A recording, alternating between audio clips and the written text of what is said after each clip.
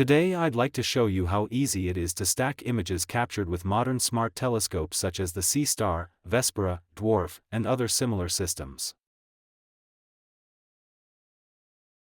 The great advantage is that everything can be prepared in advance using profiles. All we need to do is load the appropriate profile, and there is virtually no manual configuration required before we begin. I've already created a dedicated Seestar profile. Once it is loaded, all the important settings are configured automatically, making the entire stacking process as simple, fast, and user-friendly as possible. The first step is complete. The second step is simply selecting the folder containing the images.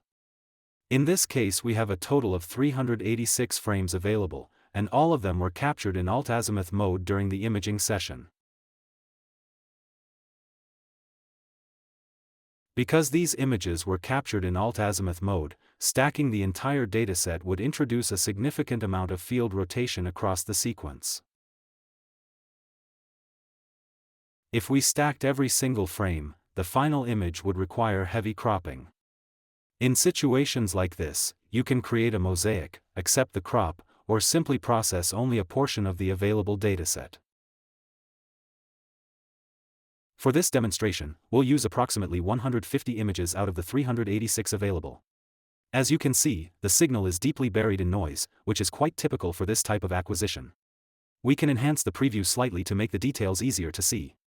These are 10-second exposures with relatively few stars and a fairly weak signal. Under these conditions, many standard alignment and stacking algorithms often struggle to achieve reliable results. Before we begin processing, let's clear the cache files from the previous session.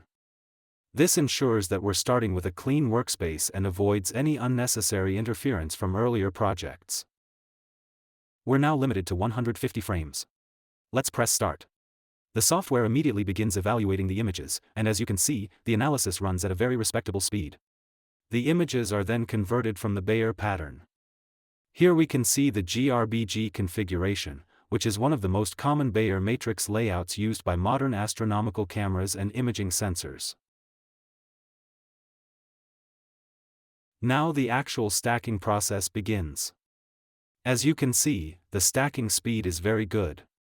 We can review which frames were accepted by the algorithm, which frame was selected as the reference image. The statistics show that all 150 frames were successfully used in the final stack. The operation took only about 25 seconds and required approximately 12.2 gigabytes of memory. The stacked image is now ready. At this point we can use the balance function.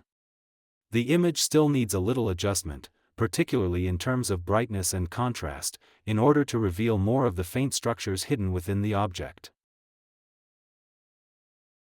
We can already see that some additional processing will help bring out the weaker details. The image also needs to be rotated slightly, so we'll rotate it to the left to improve the composition. It's also clear that some cropping is necessary because of the field rotation. We'll try a crop of around 5% and see how the image looks after the adjustment.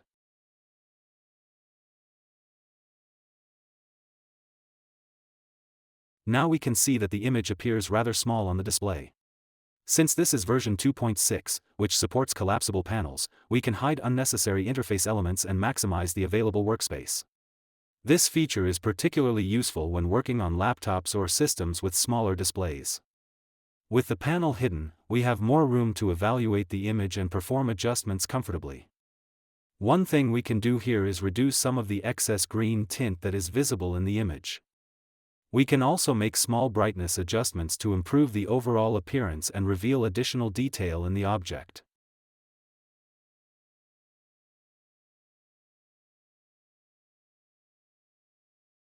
The denoise function helps reduce both luminance noise and chromatic noise. This makes the image appear cleaner while still preserving the important structures and fine details. In version 2.6, the denoising algorithm has been improved even further. As a result, it performs noticeably better on color noise while maintaining a natural appearance throughout the image. We now have a completed color image from the Seestar. The result can be saved as a standard 8-bit PNG, a high-quality 16-bit TIFF, or as a completely unstretched and unprocessed 32-bit FIT file for advanced post-processing. The purpose of this demonstration was simply to show how quickly and easily a finished image can be produced using this software.